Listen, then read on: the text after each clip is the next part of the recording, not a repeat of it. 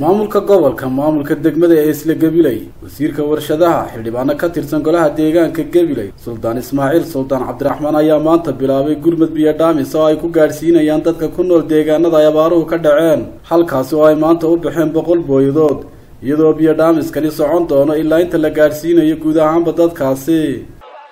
boqolkii booyadood ugu horeeyna waa taa maanta aynu dirayno maanta ku joogsan mayso waxaynu ognahay dadka abaaruhu hayaan abaaruhu ma aha bilow imika oo gugiyo kaliya ma waxaynu weynay ilaa iyo maaragtay saddex seesan ayaynu saddex xilli ayaynu roobkii laanahay waxaynu u taaganahay inaynu ka jawaabno baahida abaareed ee xoog leh ee ka taagan gobolkeena Gabiley runtii goobtan waxaan ka shaacinana in madaxweynaha jamhuuriyadda Soomaaliland uu jawaab degdeg ah uu ka soo bixiyay arrinta abaaraha oo isagoo safarkii bariga ku jira uu si degdeg ah uga soo jawaabay u soo xil saaray wasiirka wasaaradda baariyada Samsam Cabdi Aadan inuu halkan ka dirana boqolkii booyadood ugu horeeyay oo madaxweynuhu u soo diray gobolka degmooyinkiisa iyo tuulooyinkiisa inaynu gaarsiino haddaba iyadoo taasi jirto ayaa waxa arintani loogu gurmanaya dadka abaaruhu saameeyeen aan ka qayb qaadan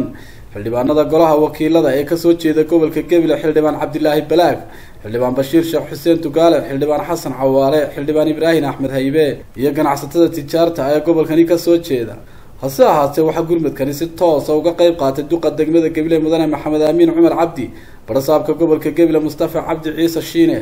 suldaanka gobolka Gabiley Sultan Ismaaciil Sultan Cabdiraxmaan wasiirka wasaaradda warshadaha Shucayb Maxamed Muuse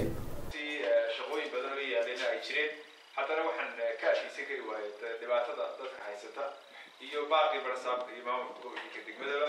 inaan aniguna ugu deeqo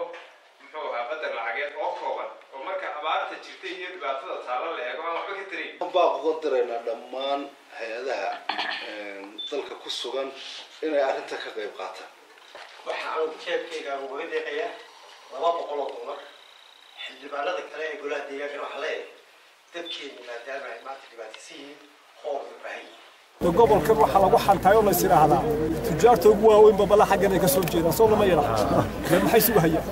iyagana waxaan leenahay degdeg u kaalaya Mukhtaar Nuux Ibraahim Hon Cable TV gobolka Gabiley